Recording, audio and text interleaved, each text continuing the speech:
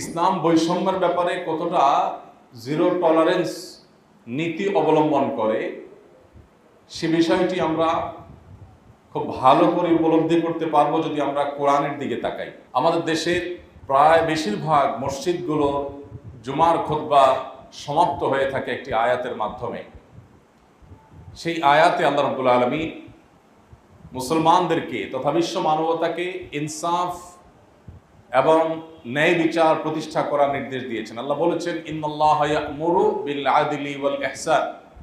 আল্লাহ সুবহানাহু ওয়া তাআলা আদল বা ইনসাফ, ন্যায় বিচার, ন্যায় নীতি এটাকে প্রতিষ্ঠা করবার জন্য, এটাকে অবলম্বন করবার জন্য আল্লাহ তাআলা নির্দেশ করেছেন। কোরআনে কারীমের শুরু থেকে শেষ পর্যন্ত যে নির্দেশগুলো সবচেয়ে বেশি সংখ্যকবার দেয়া হয়েছে, কোরআনে কারীমের পাতায় পাতায় যে নির্দেশ বারবার আল্লাহ রাব্বুল আলামিন করেছেন, রিপিটেডলি যে বিষয়ে আল্লাহ রাব্বুল আলামিন আমাদেরকে সতর্ক করেছেন, সেটি হলো আমরা যেন ইনসাফ বজায় রাখি, আমরা যেন ন্যায়নিষ্ঠ হই, আমরা যেন ন্যায় সঙ্গত আচরণ করি, আমরা যেন যথোপযুক্ত বিচার করি, অবিচার যেন না করি, বৈষম্য যেন না করি, ইনসাফ যেন করি। সেই জন্য কোরআনে কারীমের সবচেয়ে বেশি পরিমাণে যে নির্দেশগুলো দেওয়া হয়েছে তার মধ্যে এটি অন্যতম। প্রিয় নবী সাল্লাল্লাহু আলাইহি সাল্লামের ঐতিহাসিক যে বিদায় হজের ভাষণ ছিল, সেই ভাষণের প্রতিটি পয়েন্টে পয়েন্টে প্রিয় নবী সাল্লাল্লাহু আলাইহি সাল্লাম ইনসাফ এবং ন্যায় বিচার এবং বৈষম্যহীন সমাজ ব্যবস্থা গড়ে তুলবার জন্য আমাদেরকে নির্দেশ জারি করেছেন।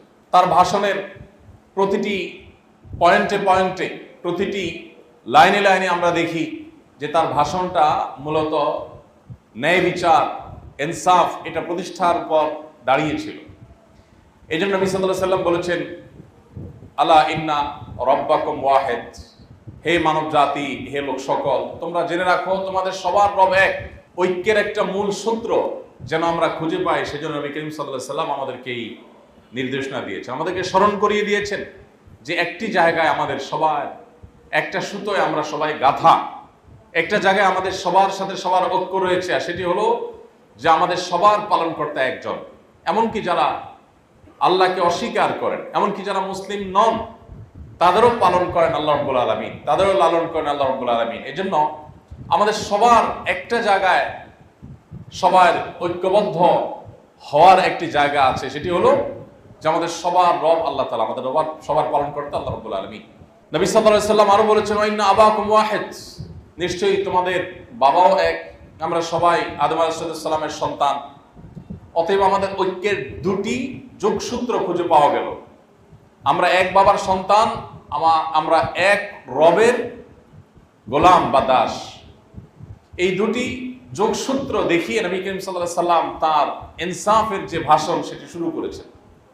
কারণ বিভিন্ন বর্ণ, বিভিন্ন ভাষা এবং বিভিন্ন গোত্র সম্প্রদায়ের মানুষ একে অন্যকে নিজেকে অন্য থেকে পৃথক ভাববার কোনো কারণ যেন না থাকে, সেজন্য ঐক্যের যে যোগসূত্র সেটা নবী সাল্লাল্লাহু আলাইহি সাল্লাম প্রথমে উল্লেখ করেছেন, যাতে করে মানসিকভাবে সবাই নিজেকে অন্যের চেয়ে পৃথক না ভেবে একজনকে অন্যজনের পরিপূরক ভাবে। সেজন্য তার এই বক্তব্যের ফাউন্ডেশন দিয়েছেন, তার ঐতিহাসিক বিদায় হজের খুতবার এই ফাউন্ডেশন দিয়েছেন এই কথার উপরে যে তোমাদের সবার বাবা এক, সবার রব এক।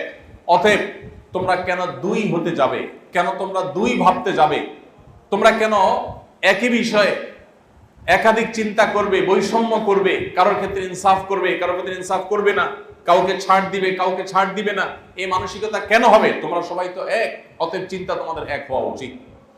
এরপর নবী করিম সাল্লাল্লাহু আলাইহি সাল্লাম বলেছেন যে আলা লা ফাদলা লি আরাবিয়্যিন আলা আজামিয়্যিন ওয়ালা লি আজামিয়্যিন আলা আরাবিয়্যিন। মনে রাখবে, কোন আরাবিয়ানের কোনো শ্রেষ্ঠত্ব নেই, কোনো বিশেষত্ব নেই কোন নন আরবের উপর, আর কোন নন আরবেরও কোনো শ্রেষ্ঠত্ব নেই আরাবিয়ানের উপর। আমরা জানি তখনকার মধ্যপ্রাচ্যের মানুষ, নবী করিম সাল্লাল্লাহু আলাইহি সাল্লামের আবির্ভাবের পূর্বের মধ্যপ্রাচ্যের মানুষের মধ্যে যে বর্ণবাদ ছিল, যে সাম্প্রদায়িকতা ছিল, তাদের মধ্যে যে বৈষম্যবাদ ছিল, সেটিকে নবী করিম সাল্লাল্লাহু আলাইহি সাল্লাম চুরমাচুর করে, সেটাকে ভেঙে একাকার করে দেওয়ার জন্য তাদের মধ্যে দাঁড়িয়ে তিনি বলছেন, আলা লা ফাদলা লি আরাবিয়্যিন আলা আজামি। যদি কেউ মধ্যপ্রাচ্যের তখনকার বাস্তবতা সম্পর্কে সাধারণ ধারণাও রাখেন, এমনকি বর্তমানে মধ্যপ্রাচ্যের মানুষদের যে ভালো দিকগুলো আছে, এর পাশাপাশি তাদের মধ্যে যে অনারবদেরকে তাচ্ছিল্য জ্ঞান করার একটা ত্রুটিপূর্ণ স্বভাব অনেকের মধ্যে আছে এখনো। সে অবস্থা যারা পর্যবেক্ষণ করেছেন বা যাদের সেগুলো জানা আছে, তারা ভাবতে পারবেন, তাদের ভাবতে সহজ হবে যে নবী করিম সাল্লাল্লাহু আলাইহি সাল্লাম এরকম বর্ণবাদী একটা সমাজ ব্যবস্থাকে সম্পূর্ণ উল্টা মেরুতে দাঁড় করে দিয়ে গেছেন। শুধু বক্তব্য দিয়ে যান নাই, এমন সমাজ প্রতিষ্ঠা করেছেন যেখানে ইথিওপিয়ান, নিগ্রো এবং কৃতদাস একজন মানুষ বেলাল হাবশী রাদিয়াল্লাহু তাআলা আনহু নবী করিম সাল্লাল্লাহু আলাইহি সাল্লামের সহকারী, ইমামের সহকারী হয়ে থাকেন মুয়াজ্জিন। তার সহকারী হিসাবে মুয়াজ্জিনের যে সম্মানজনক ভূমিকা, আমাদের দেশে হয়তো মুয়াজ্জিন মনে করা হয় একজন সাধারণ চাকুরেকে, বা মুয়াজ্জিন সম্পর্কে দৃষ্টিভঙ্গি থাকে খুবই তাচ্ছিল্যমূলক, খুব তুচ্ছ নজরে আমরা দেখি হয়তোবা।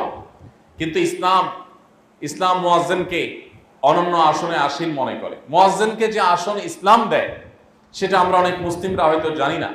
নবী করিম সাল্লাল্লাহু আলাইহি সাল্লামের হাদিসের ভাষ্য মতে কিয়ামতের ময়দানে সবচেয়ে উঁচু থাকবে যাদের মাথা, যাদেরকে দূর থেকে দেখা যাবে, সম্মান এর বিশেষ আলামত যাদের মধ্যে মানুষ দেখতে পাবে, সেই মানুষগুলো হলো দুনিয়াতে যারা আল্লাহকে সন্তুষ্ট করবার জন্য আজান দিয়েছে, মুয়াজ্জিনগণ। যাই হোক, নবী করিম সাল্লাল্লাহু আলাইহি সাল্লামের সেই মুয়াজ্জিনের ভূমিকায় অবতীর্ণ হয়েছেন এমন একজন মানুষ, যেই মানুষটি তিনি একে তো মক্কা বা মদিনার মানুষদের অন্তর্ভুক্ত না, বাহির থেকে আগত, আবার তিনি ইথিওপিয়ান, নিগ্রো, তাদের কালার আর তার কালার এক নয়, তাদের দেশ আর তার দেশ এক নয়, আবার তিনি কৃতদাস ছিলেন। অর্থাৎ এতগুলো বিষয় যেগুলোর প্রতি তখনকার আরাবিয়ানদের মধ্যে, বিশেষ করে অমুসলিমদের মধ্যে এবং নবী সাল্লাল্লাহু আলাইহি ওয়াসাল্লাম আবির্ভাবের পূর্বে মানুষদের মধ্যে যখন এই বিষয়গুলো নিয়ে অ্যালার্জি ছিল, এর এক একটা পয়েন্টই যথেষ্ট ছিল একজন মানুষকে দূর করার জন্য। সেখানে সবগুলো দূর করার পয়েন্ট একসাথে হওয়ার পরও সেই রকম একজন মানুষকে তিনি মুয়াজ্জিনের আসনে আসীন করেছেন। তিনি শুধু বক্তব্য দেন নাই, তিনি বৈষম্যহীন সমাজ কিভাবে গড়তে হয় তার দৃষ্টান্ত স্থাপন করে দিয়ে গেছেন। আজ আমাদের মুসলমানদের অবস্থা হলো যে কাজের গরু কেতাবে আছে, গোয়ালে নেই। আমরা ইনসাফ নিয়ে অনেক কথা বলতে পারি, কিন্তু দুঃখজনক যে ইনসাফ আজ আমাদের সমাজে, আমাদের ব্যক্তিতে, আমাদের প্রতিষ্ঠানে, আমাদের নিজেদের ভেতরে চর্চা হয় না। আমরা বৈষম্য করি, আমরা জুলুম করি, আমরা অবিচার করি। কিছু কিছু জুলুম তো আমরা বুঝি, আবার অনেক জুলুম আছে, অনেক বৈষম্য আছে যেগুলো আমরা অনুভব করতে পারি না। নিজের অজান্তে আমরা অনেক জুলুম করে বসি। অতএব একজন ভালো মুসলিম হওয়ার জন্য, আদর্শ মুসলমান হওয়ার জন্য, আল্লাহর প্রিয় পাত্র হওয়ার জন্য, সত্যিকার নবী সাল্লাল্লাহু আলাইহি ওয়াসাল্লাম অনুসারী হওয়ার জন্য আমাদের জীবনের প্রত্যেকটি জায়গায়, প্রতিটি স্তরে ইনসাফ প্রতিষ্ঠা করতে হবে। বৈষম্যহীন জীবন আমাদের গঠন করতে হবে, তারপরে আমরা ভালো মুসলমান হতে পারবো। আল্লাহ রাব্বুল আলামিন কোরআনে কারীমে বলেছেন, ওয়াইদা কুলতুম ফাদিলু, তোমরা যখন কোনো কথা বলবে সেই কথা যেন হয় ন্যায়সঙ্গত কথা। আমরা কথা বলতে গিয়ে ন্যায়সঙ্গত কথা অনেক সময় বলে উঠতে পারি না, নানা কারণে বলতে পারি না। আমরা কথা বলতে গিয়ে দেখা যায় আমরা জুলুম করে ফেলি, অন্যায় করে ফেলি, সত্যকে আমরা ধামাচাপা দেওয়ার চেষ্টা করি, ন্যায়সঙ্গত কথা বলি না, সেটা নানা কারণে হয়ে ওঠে। সম্মানিত উপস্থিতি, এই জন্য আল্লাহ রাব্বুল আলামিন আমাদের জীবনের প্রতিটি স্তরে ইনসাফ এবং ন্যায় বিচার প্রতিষ্ঠা করার নির্দেশ করেছেন, ন্যায়সঙ্গত নীতি অবলম্বন করতে বলেছেন। বৈষম্যকে ইসলাম বিন্দু পরিমাণ কোনো জায়গায় কোনো প্রকার স্থান দেয়নি। আল্লাহ সুবহানাহু ওয়া তাআলা বলেছেন কোরআনে কারীমে, ইয়া আইয়ুহাল্লাযীনা আমানু কুনু কাওয়ামিনা বিল কিসত শুহাদাআ লিল্লাহ ওয়ালাউ আলা আনফুসিকুম আওয়াল ওয়ালিদাইনি ওয়াল আকরাবিন। যদি নিজেদের বাপদাদা, আত্মীয় স্বজনের বিরুদ্ধে গিয়ে হলেও ন্যায়নিষ্ঠ অবস্থান গ্রহণ করতে হয়, তারপরে সেটি মুসলমানকে করতে হবে। ন্যায়নিষ্ঠ অবস্থান নিতে গিয়ে যদি আমার নিজের বিরুদ্ধেও যাবে, আমার বাবার বিরুদ্ধে যাবে, আমার আত্মীয় স্বজনের বিরুদ্ধে যাবে, এটা হবে একজন মুসলমানের নীতি এবং আদর্শ। আমরা ইনসাফের কথা বলি, যখন আমার নিজের বেলায় আসে তখন আমি ইনসাফের কথা বলি, যখন আরেকজনের বেলায় আসে তখন আমি ইনসাফের কথা ভুলে যাই। যখন আমি রিকশায় যাই, পাশ দিয়ে একটা গাড়ি জোরে চলে যায়, সেই গাড়ি জোরে চলে যাওয়ার কারণে ধুলোবালি আমার গায়ে এসে পড়ে, মুখে এসে পড়ে, অথবা ময়লা পানির ছটা এসে আমার গায়ে পড়ে, তখন গাড়িওয়ালার প্রতি আমি বিতৃষ্ণ হয়ে তাকাই এবং সে যে অন্যায় করেছে আমি যেন শতকণ্ঠে প্রতিবাদ করতে চাই। কিন্তু আমি যখন গাড়ির আরোহী থাকি, আমার গাড়ি তখন কত জোরে যাবে, কত দ্রুত আমি গন্তব্যে যেতে পারবো, সেটাই আমার প্রধান টার্গেট থাকে। সেক্ষেত্রে আশেপাশে কোনো রিক্সারোহী, কোনো পথচারী, সেক্ষেত্রে অন্য কোনো মানুষের উপরে ময়লা গিয়ে পড়লো কিনা, ধুলোবালি গিয়ে পড়লো কিনা, ময়লা পানি গিয়ে তাদের নোংরা করলো কিনা, সেটি আমার একেবারেই বিবেচনায় থাকে না। আমরা যখন বাসে থাকি, পাবলিক পরিবহনে থাকি, তখন দ্রুত গন্তব্যে যাওয়ার জন্য আমরা আশা করি ড্রাইভার যত দ্রুত সম্ভব, যত জোরে সম্ভব, যত ভালো করে সম্ভব, যত তাদের সম্ভব পৌঁছে দেখ। প্রয়োজনে আরেকটা গাড়িকে চাপা দিয়ে হোক, আরেকটা গাড়িকে পেছনে ফেলে হোক, আরেকটা গাড়ির সাথে হালকা কম্পিটিশন করে হোক, যেভাবে হোক আমার গন্তব্যে আগে যেতে পারলে আমি খুশি। আমি ড্রাইভারকে বলি, বাহ, অনেক ভালো গাড়ি চালিয়েছেন আপনি। সেই আমি যখন অন্য আরেকটি গাড়িতে থাকি, অন্য কোনো পাবলিক বাস যখন আমার গাড়িকে চাপা দেয়, তখন আমি তার নীতি আদর্শ নিয়ে, তার আচরণ নিয়ে আমি প্রশ্ন তুলি। তাহলে বোঝা গেল যে আমরা ইনসাফের কথা সবাই বলি, ইনসাফ এর বিপরীতে আমাদের কারোর অবস্থান নয়, কিন্তু আমাদের আচরণ, আমাদের কর্ম যখন আমরা দেখতে পাই, তখন আমরা দেখি আমরা অন্যের বেলা ইনসাফ খুঁজি, নিজের সময় আসলে আমাদের ইনসাফের কথা মাথায় থাকে না। বিশেষ করে একটি ব্যাধি আমাদের মধ্যে আজ ব্যাপক আকার ধারণ করেছে, সেটি হলো যে আমরা নিজের পক্ষের, নিজের কাছের আপনজন কারোর যদি কোনো প্রকার ভুল ত্রুটি পাই, তখন সেটাকে নানা ব্যাখ্যা দিয়ে সঠিক সাব্যস্ত করবার চেষ্টা করি। এ বিষয়টিকে ডক্টর আব্দুল্লাহ জাহাঙ্গীর রহমতুল্লাহ আলাইহি এভাবে বলতেন যে আমরা নিজের পছন্দের, নিজের দলের, নিজের মতের, নিজের গোষ্ঠীর, নিজের মাযহাবের, নিজের মাসলাকের, নিজের মানহাজের মানুষ পেলে তাদের যদি ভুল ত্রুটি হয়, ভুল বিচ্ছুতিমূলক বক্তব্য থাকে, তখন সেটাকে নানা ব্যাখ্যা ট্যাখ্যা দিয়ে, জোড়াতালে দিয়ে আমরা এটাকে সঠিক সাব্যস্ত করার চেষ্টা করি।